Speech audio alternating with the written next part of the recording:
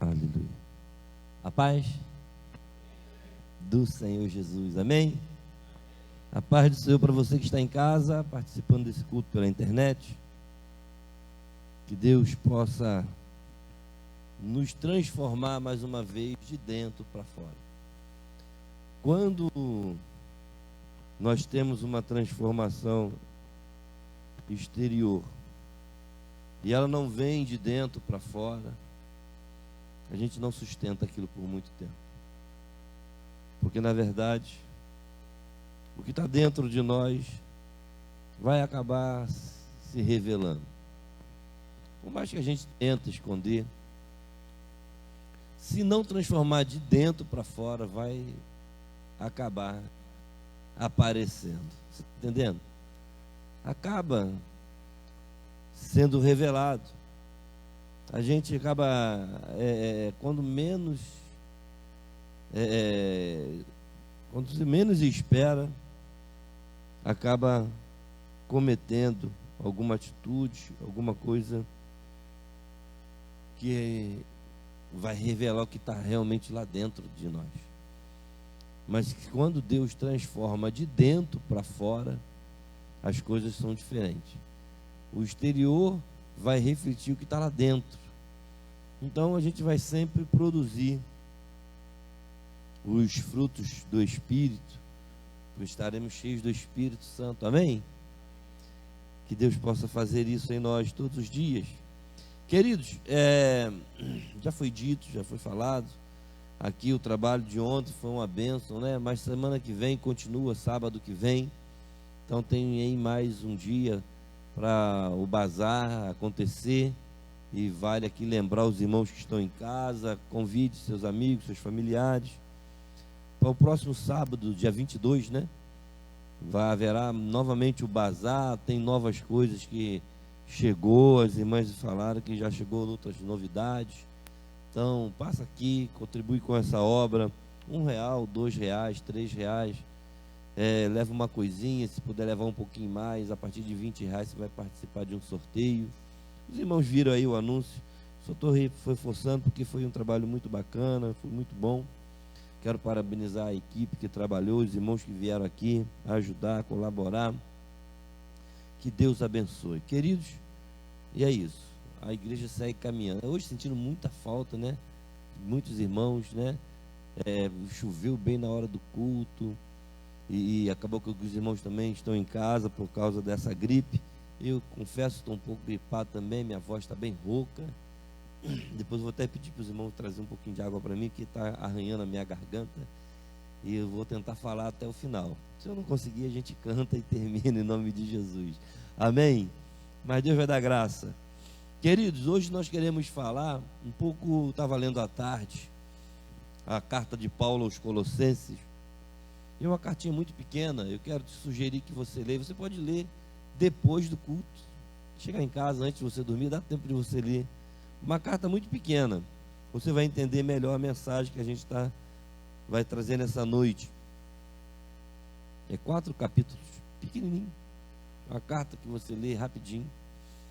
Queridos, eu estava lendo essa carta e comecei a estudar também, pesquisar algumas coisas para ter um pouco mais de conteúdo no texto. E a gente estava querendo falar sobre os efeitos do ofício de Cristo. Paulo vai conversar um pouco com os irmãos nessa carta e vai falar sobre isso. Os efeitos do ofício de Cristo. Ore comigo, por favor, em nome de Jesus. Ore por mim. Pai, no nome de Jesus, eu te peço, Senhor, que nessa noite o Senhor abençoe a tua igreja, porque estamos diante de uma palavra revelada ao apóstolo Paulo, e que nessa noite ela também seja revelada para nós, que ela venha de encontro com a nossa necessidade, e que nós possamos aprender mais uma vez como andar no teu reino, como viver para a glória do teu nome. Que o teu nome seja glorificado. Edifica-nos, ó Deus, pela tua palavra, verdade que liberta, que transforma. Vem, Senhor, mais uma vez, revelar-se ao teu povo, não somente os irmãos que estão aqui no templo, mas todos aqueles que estão em casa ou que posteriormente ouvirão essa pregação. Que o Senhor venha falar nos corações, para a glória do teu nome. Nós pedimos em nome de Jesus. Amém e amém. Você pode dizer um amém, queridos? Os efeitos do ofício de Cristo. Os estudiosos, historicamente, a obra de Cristo, ela é dividida, o ofício de Cristo, eles dividem isso em três ofícios. Primeiro, profeta, sacerdote e rei. Quando a gente olha para a antiga aliança, essa era uma estrutura do povo de Israel. Interessante que a Bíblia diz que a Israel, a antiga aliança, é sombra, da nova. E os estudiosos então andam por essa linha. Os três ofícios de Cristo, segundo os historiadores, historicamente, a obra de Cristo ela é classificada assim: a obra que Jesus fez, como profeta, sacerdote e rei, diz respeito às funções dele. Jesus, querido, ele veio na terra cumprir um ministério. Ele veio aqui, não veio a passeio. Ele veio aqui com uma missão. E ele teve essas funções de profeta, de sacerdote e de rei. As funções aqui revelam, que Cristo, como o profeta, ele veio revelar a Deus. Como sacerdote, ele veio prover a reconciliação, que era a função do sacerdote. A função do profeta era o quê? Falar em nome de Deus. Obrigado. Tudo aquilo que Deus passava, tanto que Jesus em vários textos ele fala: olha, eu vim cumprir o que o meu pai mandou eu fazer, vim fazer a vontade do meu pai. Então ele veio revelar Deus como profeta, como sacerdote ele veio fazer essa reconciliação, que esse era o ofício do sacerdote. O povo pecava, o sacerdote oferecia sacrifício. Jesus, como sacerdote, oferece o sacrifício, e o sacrifício é ele mesmo, para que a gente possa se reconciliar com Deus. E como rei, ele vem para reinar, vem trazer o seu governo, vem estabelecer um novo tempo. Como é o reino de Deus? Porque a gente aprendeu que existe a antiga aliança e existe a nova aliança. Na antiga aliança tinha aquelas leis, as tradições, e na nova aliança é um novo governo, é um novo concerto, é uma nova lei, é um novo reino.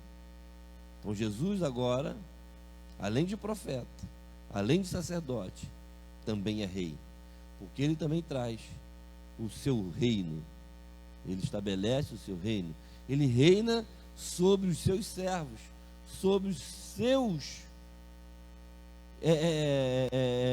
o seu povo, porque todo rei tem que ter um povo.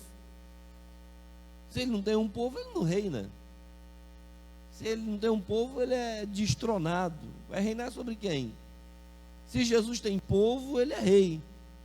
Se você é povo de Deus, você tem que entender que você está debaixo de um reino, porque isso também era um dos ofícios de Cristo.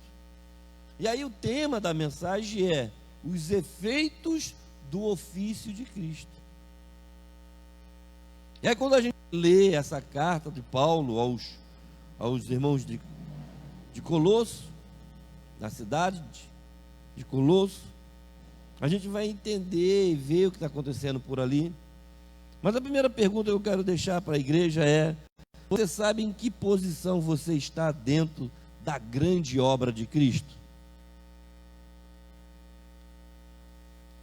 Qual a sua posição? Em que posição você está no reino de Cristo?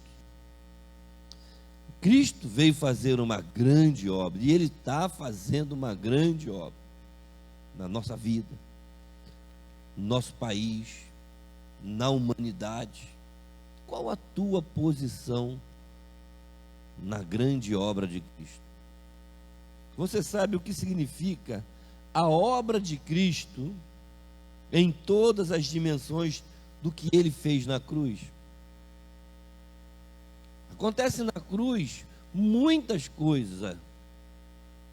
Não é só um homem pendurado. Ali está acontecendo muita coisa que envolve aquele evento, que envolve aquele sacrifício. Você sabe o que significa a obra de Cristo e o alcance daquilo que está acontecendo, ou que aconteceu ali no Calvário? Quais são as implicações? Você sabe disso? Você já parou para pensar? Que efeito aquilo tem na sua vida? Quais são os efeitos da obra de Cristo? Quais são os efeitos do ofício de Cristo? Você sabe até que amplitude vai o ofício de Cristo em você, em mim, em nós, em todas as coisas? João, ele escreve, olha, que todas as coisas foram feitas por ele. Sem ele, nada de que foi feito, se fez. Então, assim, o sacrifício, a obra de Cristo, o seu ofício, olha, como profeta, como sacerdote, como rei, abrange todas as coisas. Já parou para pensar na amplitude disso? É tremendo, né, querido? Quando a gente para pensar, porque às vezes a gente fica só assim, de cabeça baixa, olhando para o nosso próprio umbigo, e achando que tudo está acontecendo ao nosso redor. Se você ainda não compreende isso, eu espero que nesta mensagem possa te ajudar a entender a supremacia da obra de Cristo e moldar pela palavra a tua forma de entender a vida cristã. Muitos hoje se colocam no centro da redenção. Muitas pessoas ficam só olhando para o seu próprio umbigo, achando que está tudo em torno dele, e se não for do jeito dele, se não for da maneira como ele pensa, como ele acredita, não está certo. A obra de Cristo é muito ampla. O ofício de Cristo não está limitado ao meu pensamento, ao seu pensamento. E a gente precisa abrir a nossa visão, ampliar, né, o nosso escopo, para tentar entender, porque a gente nunca vai entender plenamente tudo o que aconteceu, tudo que Jesus veio fazer, tudo que houve. É muita coisa, né? Vamos dizer assim, é muita informação, mas a gente tem que buscar, a gente não pode se satisfazer com pouco, não. E eu não estou falando de dinheiro, estou falando de conhecimento, estou falando de crescer na graça e no conhecimento do nosso Senhor Jesus Cristo. Porque tu imagina o que aconteceu no mundo. A obra que Jesus veio fazer foi muito grande para a gente achar que está tudo resumido e eu sou o centro de tudo isso. Não é por aí. O problema dos Colossenses. Quando lemos o capítulo 2 da carta de Paulo aos Colossenses, por isso que eu pedi para você ler depois, que nós não vamos ler, vamos ler alguns textos, mas não vamos ler toda a carta, não dá tempo. Mas quando lemos o capítulo 2 da carta, podemos perceber que o apóstolo estava ciente dos problemas que estavam acontecendo na cidade, ou naquela igreja. Mas ele se alegra ao saber que aqueles irmãos estavam tendo uma postura correta. Embora estava acontecendo algumas coisas na cidade, na igreja, que envolvendo o reino de Deus, mas Paulo deixa claro no capítulo 1 que ele está feliz com aquela igreja, porque eles estavam sabendo reagir, eles estavam sabendo se comportar, eles estavam sofrendo com desvios doutrinários que chegavam até eles e começou a perverter a fé evangélica. Eles estavam sofrendo alguns ataques com pelo menos 4 grandes heresias naquela época. Eu quero falar rapidamente um pouquinho sobre cada uma dessas, porque elas ainda estão por aí. E a gente precisa entender um pouco sobre isso. 4 heresias estavam pairando sobre a igreja e a cidade de Colosso. Primeiro, querido, era o filosofismo. Muita filosofia. Sabe? Eu estava lendo no dicionário Nesp, do português contemporâneo, que foi organizado agora em 2004 por Francisco Borba, e eu pesquisei isso hoje. Fala que filosofismo é ostentação exagerada de princípios e conceitos filosóficos, uso de considerações filosóficas onde elas não têm cabimento, filosofia sem fundamento. Veja aqui que Paulo escreve lá na carta aos Colossenses, no capítulo 2, verso 8. Aí se puder colocar, eu agradeço. Tendo cuidado para que ninguém vos faça presa sua, por meio de filosofias e vãs sutilezas, segundo a tradição de homens, segundo os rudimentos do mundo e não segundo Cristo. Porque naquela igreja ela estava vivendo ali na fé no Senhor, na palavra, no ensino dos apóstolos, mas começou a chegar um grupo lá, porque era assim, os irmãos ficavam circulando, né, as cidades e levando o evangelho, e começou a colocar filosofias de vida, que os apóstolos não falaram, que Jesus não falou, não, que tem que ser assim, que tem que ser assado, e começou a aprisionar os irmãos na mente. Olha, se você não fizer assim, Deus vai te aborrecer. Se você não fizer assado, você tem que fazer isso, você tem que fazer aquilo. O filosofismo é isso. Pessoas começam com coisas extra-bíblicas no nosso tempo. Quem usa muito filosofismo hoje em dia são aquele grupo lá, a maçonaria.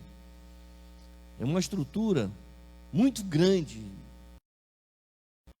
Eles têm a teoria do filosofismo.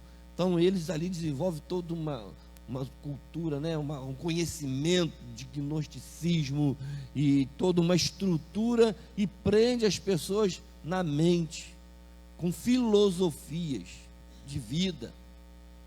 Para dar certo, tem que ser assim, tal, e coisas que não estão na Bíblia. A igreja, ela é guiada pela palavra, a doutrina dos apóstolos. O que foge disso é meramente filosofia. E aí a gente vai encontrar muitos grupos que ainda hoje se reúnem, e as pessoas são presas na filosofia do líder, que distorce muitas das vezes um texto, que muitas vezes cria preceitos humanos. Olha o que Paulo diz para esses irmãos: olha, cuidado, para que ninguém vos faça presa sua. Eu já fui franco com vocês aqui em outras ocasiões. Se eu começar a falar aqui muita coisa que não está escrito na Bíblia, ou até pouca coisa mesmo, vocês podem me chamar a atenção: pastor, o professor mandou a gente fazer um negócio lá, mas a Bíblia não fala nada disso. Isso não é coisa da sua cabeça, não. Querido, porque todo mundo tem uma filosofia de vida, e de repente eu tenho a minha filosofia de vida, que é muito bacana, e quero impor sobre você. E você não precisa se sujeitar à minha filosofia de vida. Quando eu começo a ensinar o que Jesus não ensinou, que Paulo não ensinou, que Pedro não ensinou, que o apóstolo não ensinou, é simplesmente uma vã filosofia. E a igreja não precisa se submeter a isso. A orientação do apóstolo é essa: olha, cuidado, está vindo muita turma aí, os caras estão filosofia de vida, vãs sutilezas, segundo a tradição de homem. Não, mas eu aprendi assim, lá no passado, os irmãos faziam assim, os irmãos faziam assado. Mas já está na Bíblia? Não, então é a filosofia humana. Vã e sutileza, porque a gente ganha na amizade e começa a trabalhar e vai devagarzinho, daqui a pouco você está fazendo tudo que o cara quer, mas não está na Bíblia. Se ele está te ensinando, e a gente sempre fala isso, o discipulado tem que ser bíblico. O discipulador não é manipulador, porque você está trabalhando com vida. Você não está aqui, eu sou flamenguista, se você não for flamenguista, você está errado. Você fala, o que você quer, pô? Eu sou vascaíno, né? Vou ajudar os irmãos aqui. Entendeu? Filosofia de vida, cada um tem a sua, mas não é Bíblia. Então, se você vai ensinar, ensina a Bíblia. Se você vai discipular, discipula com a Bíblia do lado, abre a Bíblia e fala da palavra. Se você vai pregar, prega a Bíblia, não prega filosofia de vida. Compreende, querido? Isso estava acontecendo lá. Outra coisa, outra grande heresia que acontecia muito era o legalismo judaico. O teólogo Moisés Almeida, em seu artigo, O Legalismo, ele escreve sobre o escravismo religioso.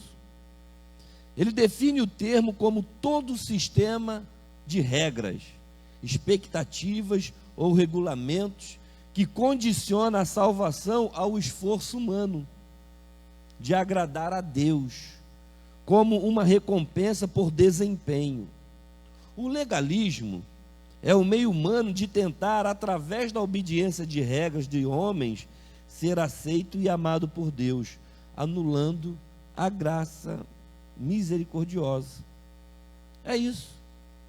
Agora não é só mais uma filosofia, agora já é legalismo. Já criaram até o estatuto, o regimento, e o negócio tem que ser desse jeito. Quem não fizer desse jeito não vai entrar no céu, porque não importa, aqui é desse jeito. Você está entendendo? Legalismo humano. Olha o que Paulo escreve para os irmãos lá de Colosso, no capítulo 2, verso 16 e 17. Portanto, ninguém vos julgue pelo comer, ou pelo beber, ou por causa dos dias, ou de festa, ou da lua nova, ou dos sábados, que são sombras das coisas futuras, mas o corpo é Cristo.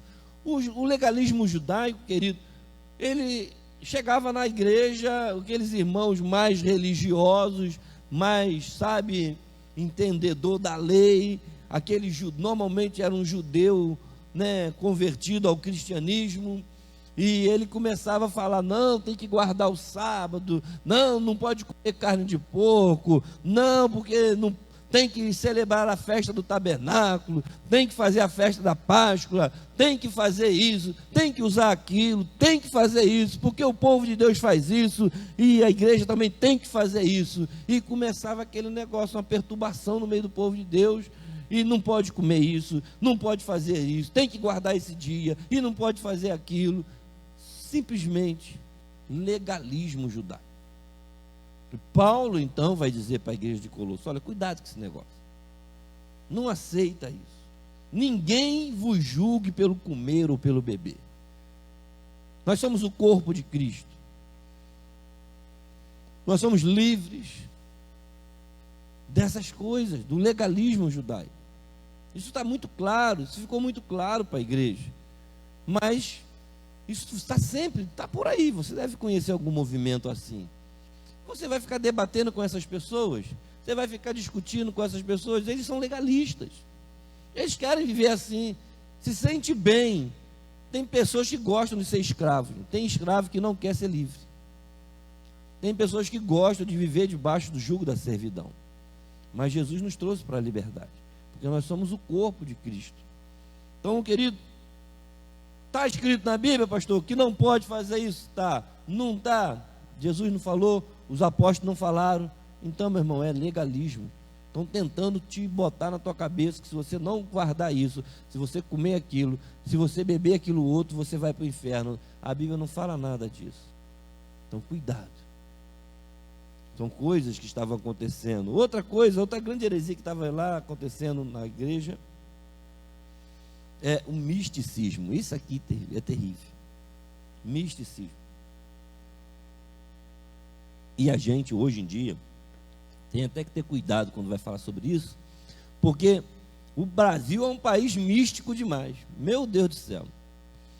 A gente sofre, no sentido religioso, com efeitos de muitas religiões. Porque no Brasil veio parar tudo. Chega primeiro o cristianismo, com a descoberta do Brasil, com a turma que vem da igreja católica, né, os padres lá, os jesuítas, aquela turma toda, catetizar os índios, e depois chega o resto da turma. Aí vem os escravos, que traz também as religiões, né, de matrizes africanas, e vem chegando a turma toda, já tem árabe, já tem todo mundo, está todo mundo aqui dentro. E aí, irmão, é esoterismo, misticismo, iluminismo, tá tudo aqui. E tem gente aceitando Jesus, amém, glória a Deus por isso, mas está com o pé lá, ficou um negocinho lá, que ele vem para a igreja, mas tem um negocinho lá ainda, ele não quer tirar de lá não, e quer trazer para dentro da igreja, irmão, um negocinho de lá, e a gente está vendo isso cada dia mais. A internet então agora escancarou, né? A gente vê cada coisa, irmão, acontecendo dentro das igrejas, confundindo o povo de Deus. Misticismo, baseado em várias definições de misticismo, eu estava lendo, principalmente o misticismo como uma experiência de união ou de vazio.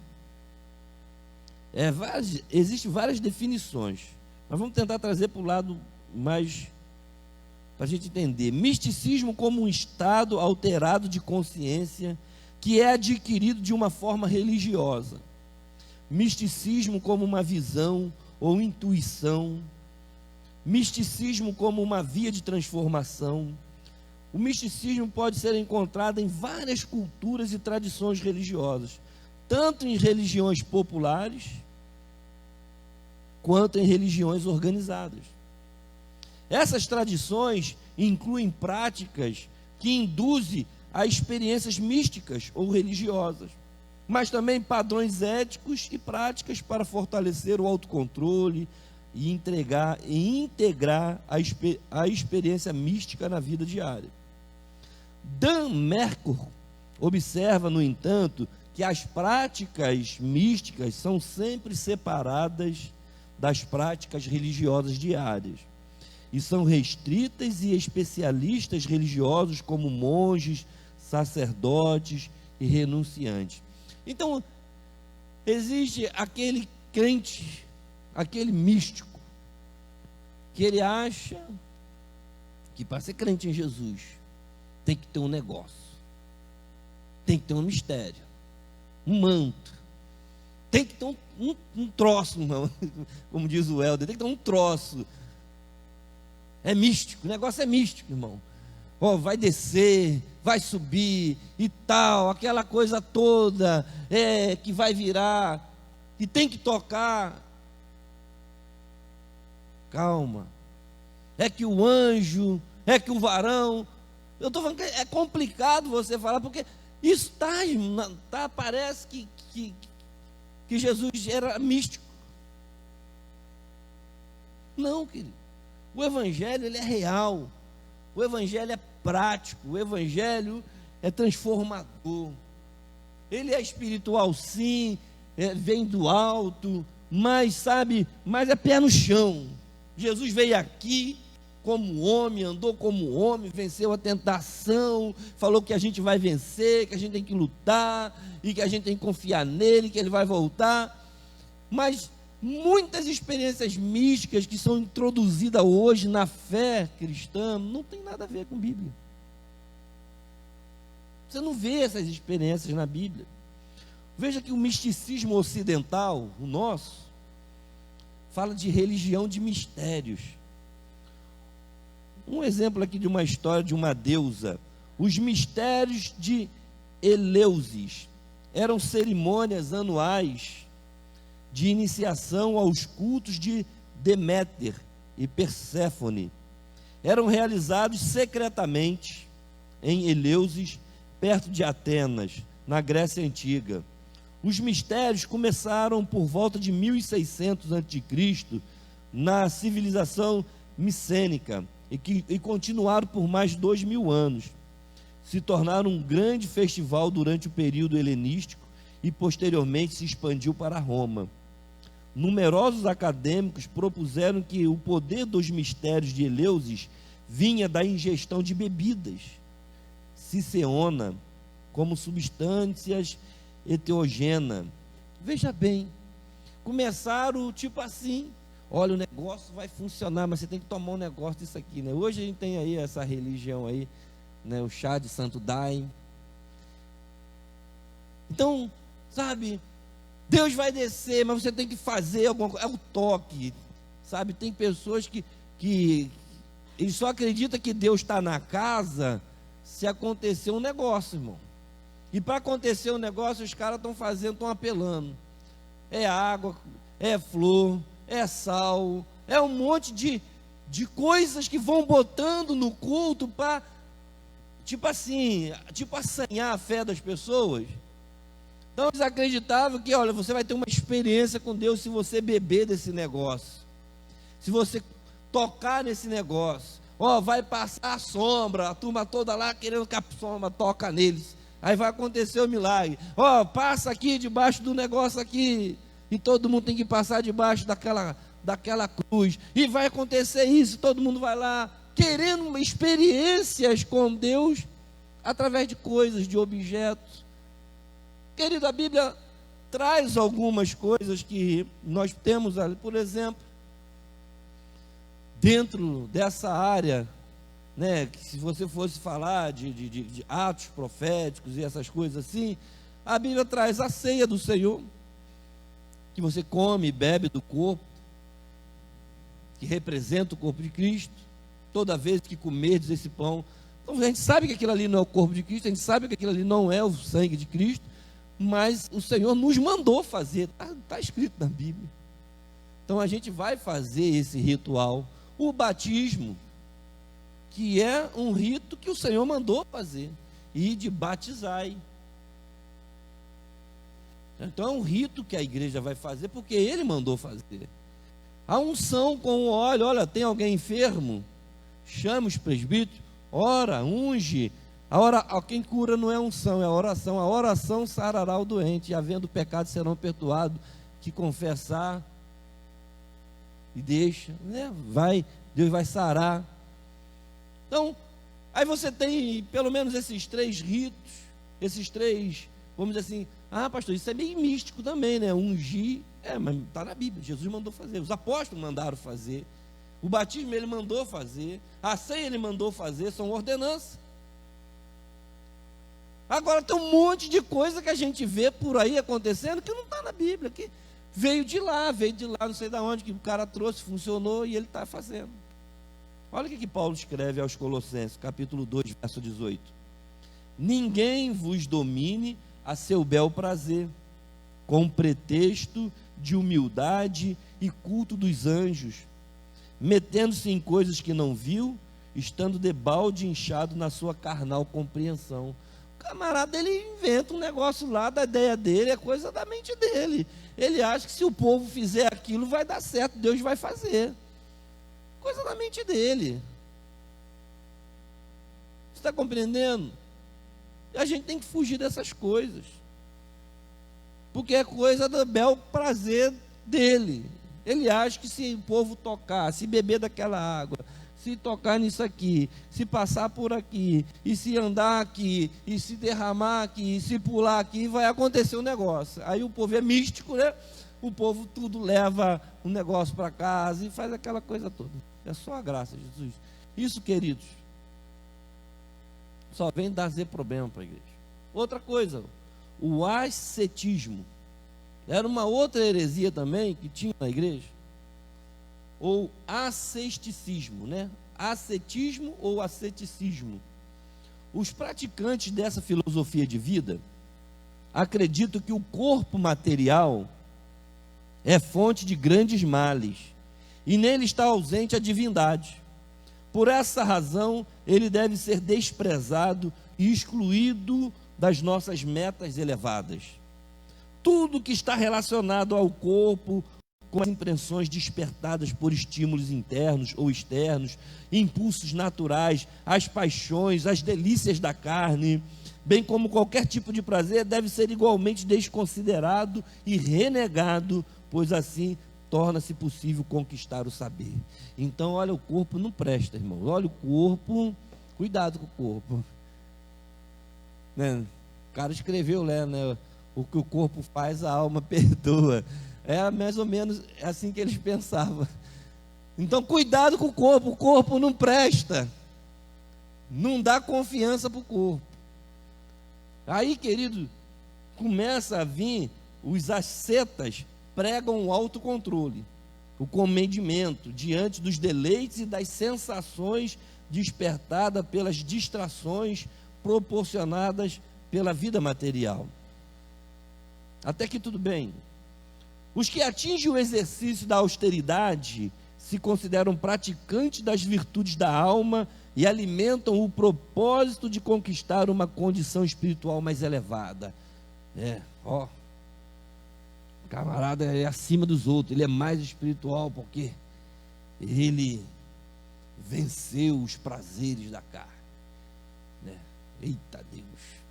Eles creem poder domar o corpo através da autoflagelação, dos ritos e de um rigoroso desprendimento das emoções prazerosas.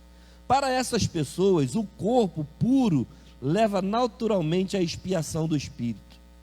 E assim torna-se mais fácil para elas atingir o entendimento do sagrado, alçar-se às esferas espirituais superiores, receber novos favores de Deus ou conquistar a paz íntima. Não é só a sexualidade que elas renunciam, mas também qualquer aquisição de propriedades materiais ou bens de consumo. Então, em algumas pessoas na igreja, que eles renegam a vida, eles só sabem se fazer mal a si mesmo, que eles acreditam que fazendo mal a eles, ou seja, não tendo prazer, não sendo felizes, eles estão mais espirituais que os outros, mais elevados, conseguem mais favores de Deus, e com isso eles alcançam uma glória maior de Deus. Veja que isso está tudo na mente do homem. Você já viu alguém assim? Que ele acha que ele é mais quente de você, porque ele jejua mais, porque ele ora mais, que ele sobe mais monte, que ele faz mais coisa. Ele acha que é mais quente que você.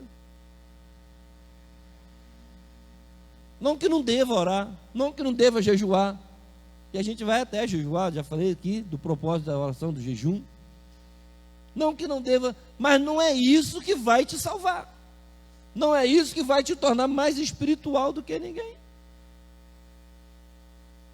Porque a obra de Cristo não se resume a esse tipo de sacrifício. O camarada vira monge, o camarada, no hindu lá, o camarada vira aqueles caras lá que miserável, vive daquele jeito, mas eles são puros, têm um espírito mais elevado, porque eles se flagelam, porque eles se sacrificam. Está mais relacionado com a própria vaidade do homem. Veja o que Paulo escreveu aos Colossenses, capítulo 2, versos de 20 a 23. Se, pois, estáis mortos com Cristo, quanto aos rudimentos do mundo, por que vos carregam ainda de ordenanças como se vivesses no mundo? Tais como, não toque, não prove, não manuseie, as quais coisas todas perecem pelo uso segundo os preceitos e doutrina de homens, as quais têm, na verdade, uma aparência de sabedoria, em devoção voluntária, humildade, disciplina do corpo, mas não são de valor algum, senão para a satisfação da carne. Está vendo, querido? Uma coisa que poderia ser tão simples, mas que acaba sendo complexa.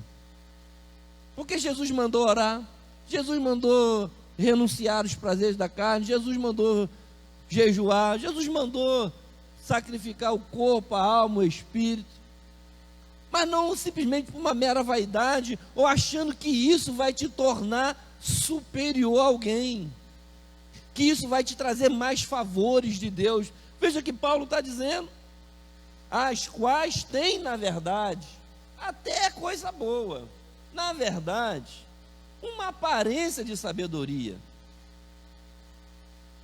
Tem, na verdade, uma aparência de sabedoria em devoção voluntária, porque a pessoa é uma pessoa devota, uma pessoa sincera, está ali, na sua devoção, fazendo as suas orações, os seus sacrifícios, renunciando os prazeres da carne, renunciando a riqueza, renunciando a luxúria, o luxo, a vaidade. Olha, humildade, uma disciplina do corpo, mas não são de valor algum. Se Cristo não está reinando nessa pessoa, e aí a gente vai ver que os efeitos da obra de Cristo não estão presos a essas heresias aqui. Eu quero avançar nisso. Todas essas heresias reduziam a pessoa de Cristo e apenas um mero elemento da criação e um agente espiritual. Então, quando aquilo começou a entrar na igreja, não precisavam mais de Jesus. Bastava eu fazer aquilo. Bastava eu fazer esse tipo de sacrifício, bastava eu fazer o que o pastor mandava, bastava eu ser obediente, mas não precisava de entendimento. Se eu cumprisse aqueles sacrifícios, aqueles rituais, se eu cumprisse aquelas ordenâncias, se eu andasse na linha, cumprindo todo o regulamento da igreja, aquela coisa toda, para que serve Jesus? Já está tudo pronto, eu posso fazer. Só eu fazer que eu já estou no céu. Complexo, né? Não parece complexo, mas era isso que Paulo estava querendo mostrar para os irmãos. Todas essas heresias reduziam a pessoa de Cristo. Então qual era o papel de Cristo então? Ele veio aqui, morreu, foi embora e acabou, filho. Agora a gente tem que correr atrás e fazer esses monte de coisas que eles estão mandando a gente fazer, senão a gente vai para o inferno. Você entendeu? Não é só cumprir um monte de regra humana que vai fazer com que você vá para o céu. É o seu relacionamento com Cristo. Se você entendeu, se você na tua vida, o efeito da obra dele na sua vida, como profeta, como sacerdote e como rei. Se você está entendendo isso, não é só uma questão de uma prática de sacrifício, de santificação, de purificação, de rituais que vai fazer você estar agradando ao Senhor. Colossenses 1, do 1 ao 8, eu quero ler com você. A introdução foi maior do que a mensagem. Porque, na verdade, o problema era esse. E agora a gente vai ver o que Paulo fala da igreja de Colosso. Porque Paulo vai elogiar Colosso porque eles estavam conseguindo resistir tudo isso. Colossenses 1, do 1 ao 8. Paulo, apóstolo de Jesus Cristo, pela vontade de Deus, e o irmão Timóteo, aos santos e irmãos fiéis em Cristo, que estão em Colossos, graças a vós e paz da parte de Deus, do nosso Pai e do Senhor Jesus Cristo. Graças damos a Deus, Pai do nosso Senhor Jesus Cristo, orando sempre por vós, porquanto ouvimos da vossa fé em Cristo Jesus, e do amor que tendes para com todos os santos, por causa da esperança que vos está reservada nos céus, da qual já antes ouvistes pela palavra da verdade do Evangelho, que já chegou a vós, como também está em todo o mundo, e já vai frutificando, como também entre vós, desde o dia que ouvistes e conhecestes a graça de Deus em verdade, como aprendestes de Epáfras, nosso amado conservo, que para vós é um fiel ministro de Cristo, o qual nos declarou também o vosso amor no Espírito. O contexto é que Paulo soube da fé dos irmãos. O evangelho chegou, Epáfras estava lá discipulando eles, e Epáfras era fiel. Ele diz que Epáfras era um fiel ministro, estava comprometido com os apóstolos que ensinavam em Jerusalém. Não, isso aqui não é verdade. Pedro não falou isso, Paulo não falou isso. Então esse era o tom. Ele estava comprometido, ou seja, ele está dizendo, olha, que o ministro tem que ser fiel. Epáfras era um fiel ministro de Cristo na igreja em Colosso. O que garante, querido, o ensino é a fidelidade dos ministros. Aquele que prega na igreja, aquele que ensina na igreja, não pregue fora da palavra, não inventa o que não está escrito. Se está escrito, fica à vontade, fala, pastor, mas se eu falar isso aqui, não, está escrito, se você não falar, alguém tem que falar, a igreja tem que saber da verdade.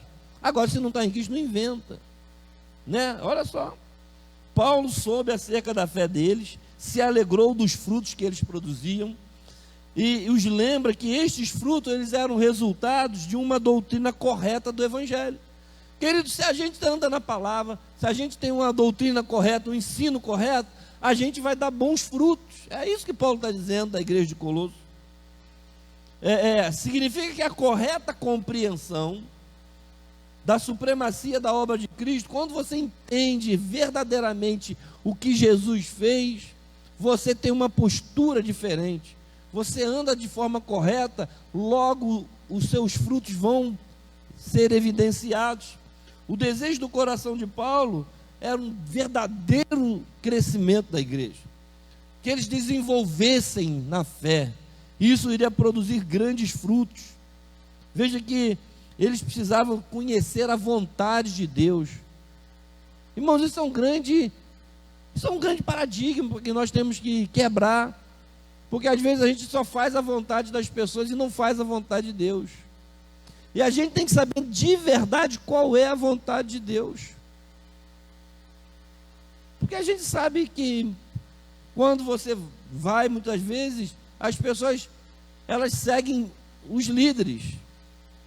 Se os líderes não estiverem comprometidos com a vontade de Deus, essas pessoas vão cair no buraco, porque é um cego guiando o outro. Então nós precisamos, como aqui o nosso irmão Epáfras, estarmos comprometidos com a verdade do Evangelho. Porque os neófitos, os discípulos, eles vão seguir os seus líderes. E se eles não estiverem comprometidos com a verdade? Porque a gente vê aí de multidão seguindo cada palhaçada, irmão. Não é verdade? A gente vê cada palhaçada que já está virando motivo de zombaria na internet. Mas você vai, pastor, mas a igreja está lotada, o povo está animado. Porque o povo não tem conhecimento. O povo depende do ensino. E a gente precisa estar alinhado com a palavra de Deus. Esse era o desejo de Paulo. Veja no capítulo 1, verso 9. Por esta razão, nós também, desde o dia que os ouvimos, não cessamos de orar por vós e de pedir que sejais cheios do conhecimento da vontade de Deus em toda a sabedoria e inteligência espiritual. A oração de Paulo a Deus pelos colossenses, após saber da fé deles, era que eles continuassem crescendo. E essa vontade de Deus era manifesta dessa maneira, em sabedoria e em entendimento espiritual.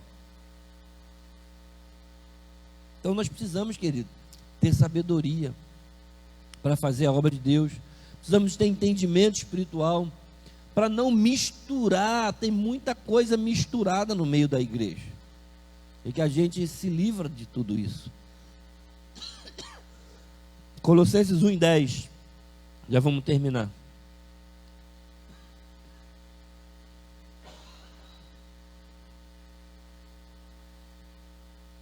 Para que possais andar dignamente diante do Senhor, agradando-lhe em tudo, frutificando em toda boa obra e crescendo no conhecimento de Deus.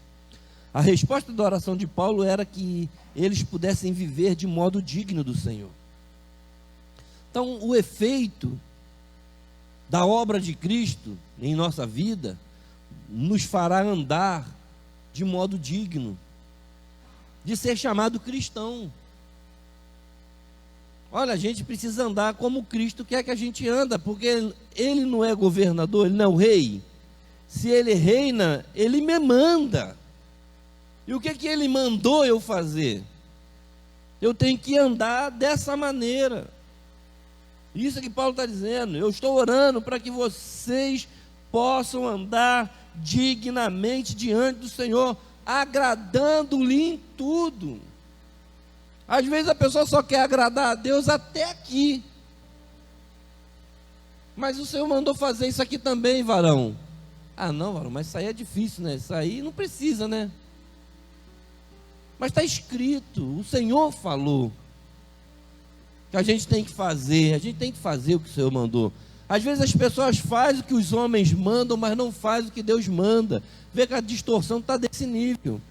As pessoas fazem cada coisa, querido, mas sai daquele movimento, sai daquela coisa que está acontecendo ali, daquele misticismo, daquela coisa toda, aí vai lá para fora, não mudou nada, a vida mundana, compromisso com Deus não tem, mas na hora do culto, na hora do mover, é aquilo, vamos ver. Mas na vida, o efeito da obra de Cristo é na vida, é no dia a dia, na santificação, no compromisso, no amor, na misericórdia, no fruto do Espírito, frutificando em toda boa obra, produzir frutos para Deus. E a gente poderia ir lá em Gálatas 5, que fala dos frutos do Espírito, os efeitos da obra, os efeitos do ministério de Cristo em nossa vida, vai fazer com que a gente dê frutos do Espírito. Colossenses 11 e 12, corroborados em toda fortaleza, segundo a força da glória, da sua glória, em toda paciência, longanimidade, com alegria, dando graças ao Pai, que nos fez idôneos para participar da herança dos santos na luz. É isso, querido. Com uma vida digna do Senhor, eles recebiam o fortalecimento de Deus. Quando você anda na presença do Senhor, obedecendo o Senhor, obedecendo a sua palavra, a doutrina dos apóstolos, aquilo que a Bíblia diz, não é coisa da cabeça do homem, não é nenhuma forçação de barra, não é nenhum misticismo, não é nenhuma religião misteriosa, nenhum manto, nenhum anjo, não. Compromisso com Deus é com a verdade, é andar dignamente. Sabe o que vai acontecer? Você vai ter paciência, você vai ter longanimidade, você vai ter alegria, vai ser uma pessoa madura. Ele diz aqui que você vai ser uma pessoa idônea. Olha, nos fez idôneos para participar da herança dele. Idoneidade, maturidade, crescimento, pessoa séria com Deus, comprometida com a palavra, não tem do que se envergonhar, irrepreensível, não precisa ninguém ficar toda hora chamando a atenção, porque ele é idôneo, ele sabe o que está fazendo no reino do Senhor, ele obedece à palavra, né? Não é mais menino. Quando a gente era menino, a gente fazia coisa de menino, agora cresceu, a gente está buscando conhecimento de Deus, a gente anda na palavra, a capacitação da participação na herança. Deus nos capacitou para participar da herança de Cristo. Isso, querido, nos fortalece, nos dá poder, nos dá autoridade, nos dá ousadia, nos dá confiança. Não é fogo de palha, não é, sabe, coisas que a gente vê por aí, e daqui a pouco tu procura esse crente, ele está lá no mundo de novo, fala, meu Deus, mas ontem ele estava aqui, era uma labareda só. Hoje ele está vivendo da mesma maneira que o mundo, porque faltou conhecimento de Deus, faltou compromisso com a palavra, era só movimento. Não estou aqui para criticar a igreja de ninguém, mas o fato é que a gente tem que se comprometer com a palavra, mais do que com esses movimentos, com heresias e coisas que a gente tem visto por aí, que não está mudando a vida de ninguém. Quais são os efeitos do ofício de Cristo na sua vida? Você mudou depois que você começou a seguir a Jesus? Você está comprometido com Ele? Está fazendo efeito na sua vida? A pergunta é essa. O Evangelho tem feito diferença na sua vida? Que tipo de vida você vive para sair por aí dizendo que você é crente? E por fim ele fala da separação dos reinos, a grande libertação dos cativos. Colossenses 1, 13 e 14. Ele nos tirou da potestade das trevas e nos transportou para o reino do Filho do seu amor, em quem temos a redenção pelo seu sangue, a saber, a remissão dos pecados. Ele, querido, quem? Cristo. A obra quem fez foi Ele. E Ele falou, olha, eu tirei vocês do reino das trevas e trouxe vocês ou trouxe vocês para o reino, para o meu reino. Ele quer reinar, querido. Jesus quer reinar na nossa vida.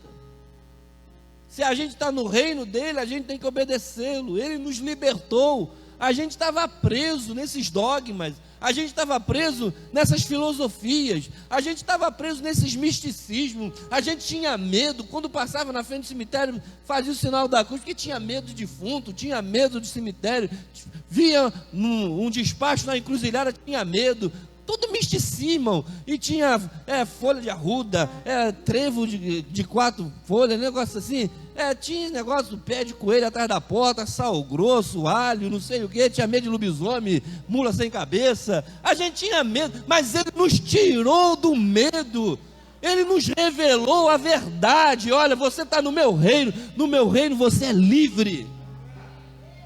Para de se meter debaixo da escravidão de homens, das mentiras que não estão na palavra. Olha, Jesus separou o reino das trevas e o reino dele é da luz.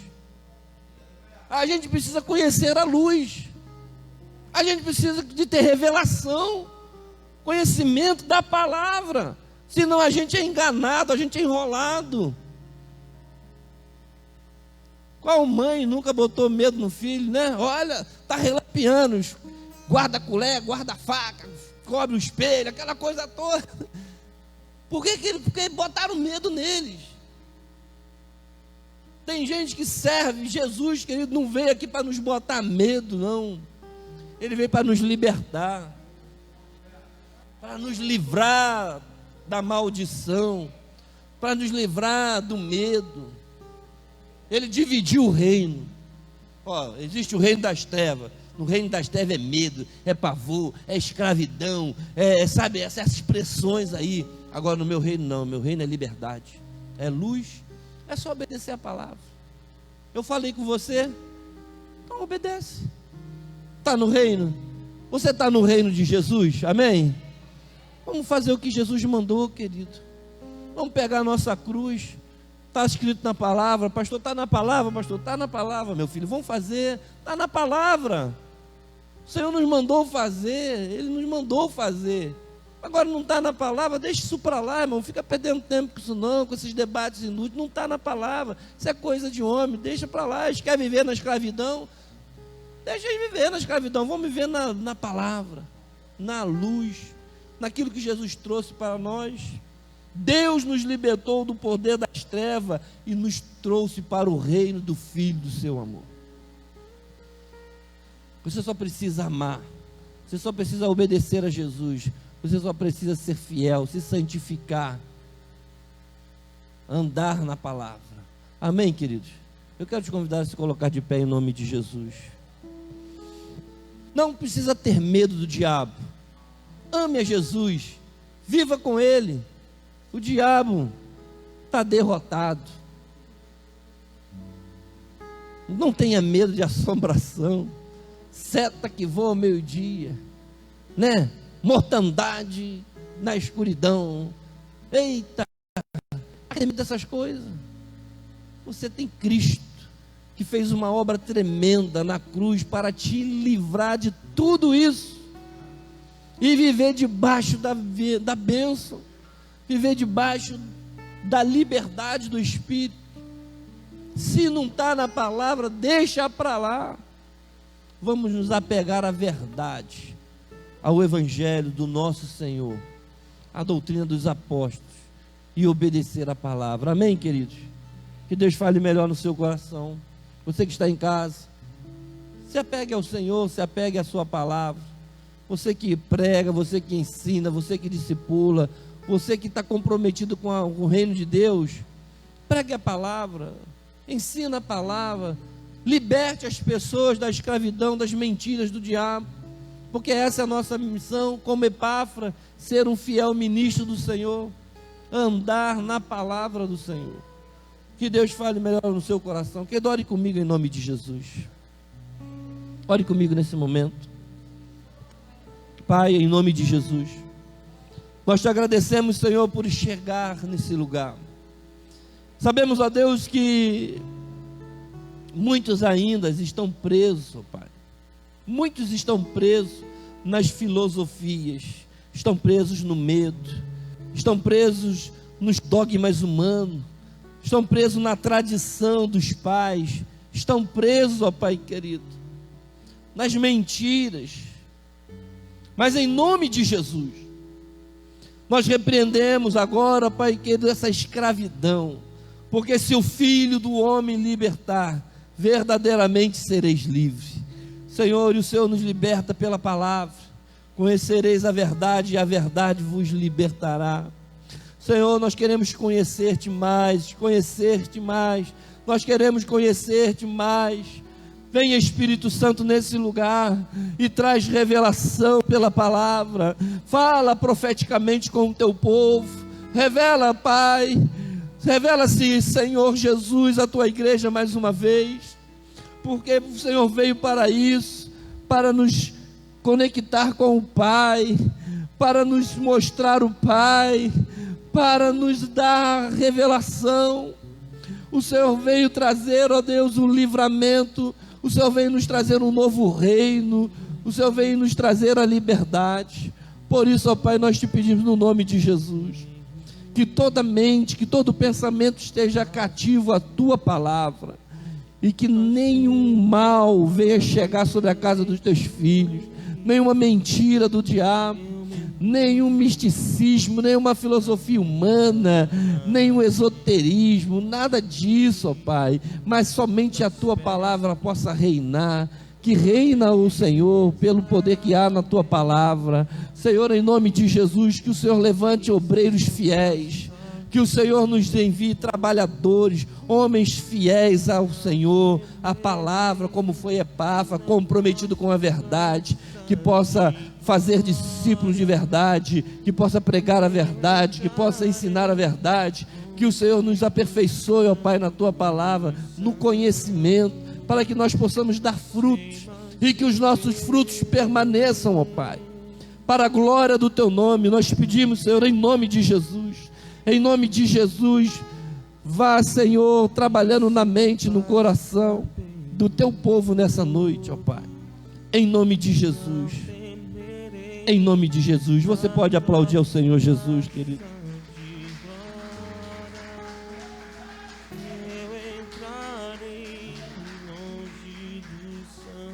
Aleluia. Amém, querido. Que Deus abençoe a sua vida. Vamos terminar. Deus abençoe os irmãos que estão em casa. Que Deus abençoe essa semana, que tenhamos uma semana de paz, de bênção. Aqueles que estão enfermos, que possam se recuperar. Que o Senhor te dê saúde em nome de Jesus. Vamos terminar. Levante a sua mão direita, coloque a esquerda no seu coração. Que o grande amor de Deus, o nosso Pai, que a graça salvadora do nosso amado, o nosso Senhor Jesus Cristo, e a comunhão do Espírito Santo de Deus seja derramada sobre nós. Quem está feliz, levante a sua mão, digamos juntos: amém. Que Deus te abençoe, querido, em nome de Jesus.